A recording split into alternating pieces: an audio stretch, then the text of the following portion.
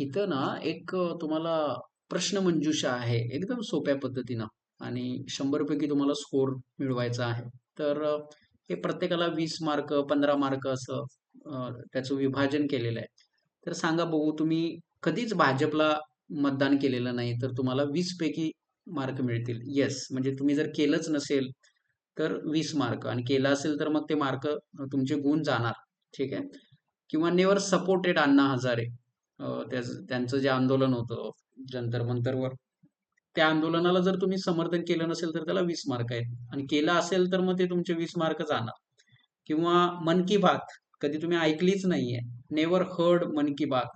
किंवा बीजेपीचा कोणता प्रोपॅगंडा मूवी असेल तर तो पाहिला नाहीये तुम्ही. ठीक आहे, जसं आता सध्याचा धुरंधर हा एक प्रोपॅगंडा मूवीच आहे. किंवा काही काश्मीर फाईल्स, त्याच्यामध्ये पण काही गोष्टी अतिरंजित आहेत. किंवा अ, नरेंद्र नावाचा एक चित्रपट आला होता. तर तसे काही जे भाजपला पुरस्कृत करतात, त्यांच्या विचारसरणीला पुढे आणतात, तर ते चित्रपट तुम्ही पाहिले नसतील तरच तुम्हाला 15 मार्क मिळणार.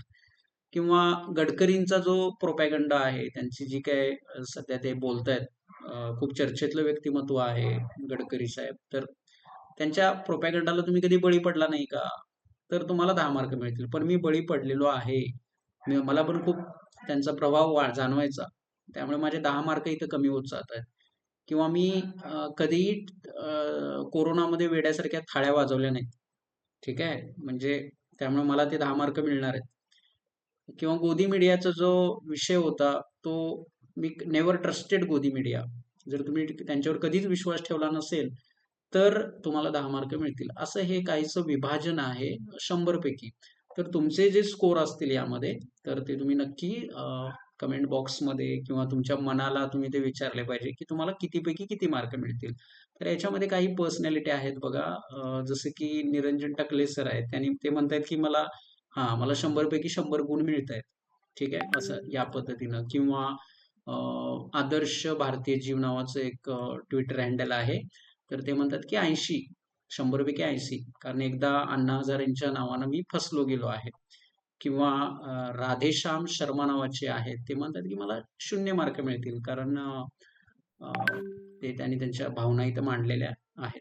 ठीक आहे, अशा पद्धतीनं. किंवा श्रीकांत आहेत, टोटल स्कोर त्यांचा always voted BJP, will vote for BJP till alive, have supported Anna Hazare.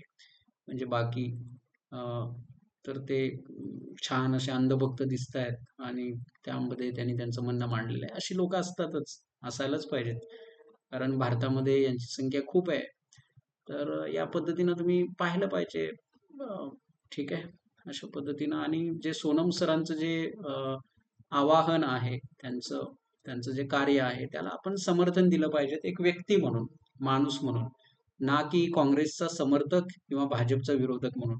कारण सध्याचा काळ हा लोकशाहीची मूल्य टिकवण्याचा आहे. म्हणजे लोकशाही जिवंत राहील का, हे आपल्याला ठरवायचं आहे. त्यामुळं या गोष्टी सध्या खूप गरजेच्या आहेत. नाजूक असा हा काळ आहे भारतीय लोकशाहीसाठी आणि त्या अनुषंगानं हे आपण लक्षात ठेवलं पाहिजे. तर हे जे प्रश्न आपल्याला पडतात, तर त्या प्रश्नावर आपण कधी बोलणार आहोत की नाही, तर त्याचा पण विचार करणं गरजेचं आहे. इथेनॉल हा विषय. इथेनॉलमुळे गाडीचं इंजिन कमी गाडीचं मायलेज कमी होतं, ॲव्हरेज कमी पडतं तुमच्या गाडीला. तुमच्या गाडीचं इंजिन हे खराब होतं. त्याच्यामध्ये अनेक प्रॉब्लेम्स तयार होतात, अडचणी होतात, मेंटेनन्सचा खर्च वाढतो. आणि इथेनॉल जर तुम्ही मिसळलं असेल, तर त्या पेट्रोलची प्रत्येक लिटर मागे किंमत ही कमी व्हायला पाहिजे. हे साधं त्यामागचा विचार आपल्या मराठी माणसाला किंवा एकंदरीतच भारतीय लोकांना पडत नसेल का? तर तो पडला पाहिजे. आणि तो पडत नाहीये, म्हणजे आपला मेंदू आपण कुठेतरी गहाण टाकलेला आहे, असं यामध्ये आपल्याला समजतं. त्यामुळं तुम्ही जे इथेनॉलचं जे आमच्या डोक्यावर मारलेलं आहे, तो प्रश्न खूप गहन आहे. तर ह्या गोष्टी आपल्याला समजल्या पाहिजे. किंवा स्मार्ट मीटर नावाचं काहीतरी एक खूप मोठा स्कॅम आहे तो स्मार्ट मीटरचा. कारण स्मार्ट मीटरमध्ये जे काही त्यांनी सेटिंग्ज अशा केलेल्या आहेत, की त्याच्यामध्ये तो लाईट एक लाल रंगाचा ब्लिंक करतो अनेकदा. म्हणजे त्याचंच बिल हे कमीत कमी 10 युनिट असतं. ठीक आहे. म्हणजे तुम्ही ती वीज वापरा किंवा नका वापरू, पण तुम्हाला ते 10 युनिट एक्स्ट्राचे पडणारच आहेत. ठीक आहे. मग युनिट मागे किती खर्च आहे, त्याचा किती खर्च असतो तो बघा. किंवा अ, अशा भरपूर गोष्टी त्याच्यामध्ये आहेत, की त्याच्यावर तुमची हेरगिरी पण ते करू शकतात. स्कॅम पण, म्हणजे तुमच्यावरती लक्ष ठेवण्याचं काम पण त्या स्मार्ट मीटरच्या माध्यमातून होऊ शकतं. असे पण काही प्रकार आपण बघतो. तर हे सगळ्या गोष्टी आहेत. आणि तिसरं म्हणजे राम मंदिर. राम मंदिर मध्ये अनेकांनी देणग्या दिलेल्या आहेत आपापल्या परीनं, आणि त्याच्यामध्ये जो त्यांनी स्कॅम केलाय, म्हणजे रामाच्या नावावर त्यांनी लोकांना कसं मूर्ख बनवलंय. आणि आपण कसे मूर्ख बनतो, कारण आपण मूर्खच आहोत. त्यामुळे ते आपल्याला मूर्ख बनवलं जाते. तर ह्या गोष्टी त्यातून आपण काही आवाज उठवतोय का रामासाठी? कारण अ, अ, ते जे आरोपी आहेत ते सुद्धा निर्डावलेले आहेत. ते म्हणतात की माझं नाव जर पुढे आलं तर मी सगळ्यांना उद्ध्वस्त करेन, मी सगळ्यांची नावं घेईन, असं ते सरळ सरळ सांगतायत. आणि अ, एकंदरीतच तो जो हिंदू धर्माचा पाया आहे तो कुठेतरी ढासळलाय, आणि त्याचं रक्षण करण्यासाठी कुणाला काही पडलेलं नाहीये.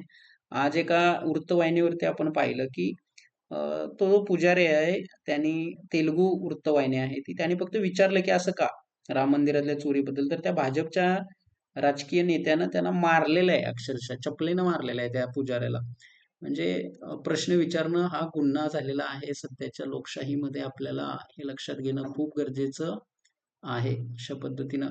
त्यामुळे आपण सावध राहायला पाहिजे. लोकशाहीची तत्व टिकली पाहिजेत. आता जर भारतीय राज्यघटना संविधानच जर बदलवलं यांनी, तर ते खूप घातक आहे. सध्या जे डिलिमिशन बिल म्हणून आहे बघा, त्यामध्ये खासदारांची संख्या वाढवणार आहेत ते. का वाढवणार आहेत? कारण त्यांना त्यांच्यातून अमर व्हायचंय. म्हणजे कधीच ते सत्तेतून बाहेर जाणार नाहीत भाजप. कारण लोकसंख्या वाढली युपी बिहारची, गायपट्ट्याची. त्यामुळे तिथले खासदारांची संख्या वाढणार. त्याप्रमाणे तामिळनाडूचे वाढणार आहेत का? केरळचे वाढणार आहेत का? कर्नाटकचे खासदार वाढणार आहेत का? तर नाही. म्हणजे लोकसंख्या वाढवा आणि त्यांची खासदार लोकसंख्या वाढ, जर हा क्रायटेरिया त्यांनी ठेवलेला आहे, तो क्रायटेरिया बंद केला पाहिजे. आणि त्यानुसार मग खासदारांची संख्या ठरवली पाहिजे. आणि हा अक्षरशः भारतीय राज्यघटना बदलवण्याचाच एक कट आहे की काय, इथपर्यंत ह्या गोष्टी आलेल्या आहेत. त्यामुळं पाणी आता आपल्या डोक्यावरती आलेलं आहे. त्यामुळे लोकांनी सावध राहायला पाहिजेत आणि प्रश्न विचारले पाहिजेत. तरच आपण टिकू शकतोय. अन्यथा एकंदरीतच सगळा ठणठण गोपाळ होऊ शकतो आपल्या सर्वांचा.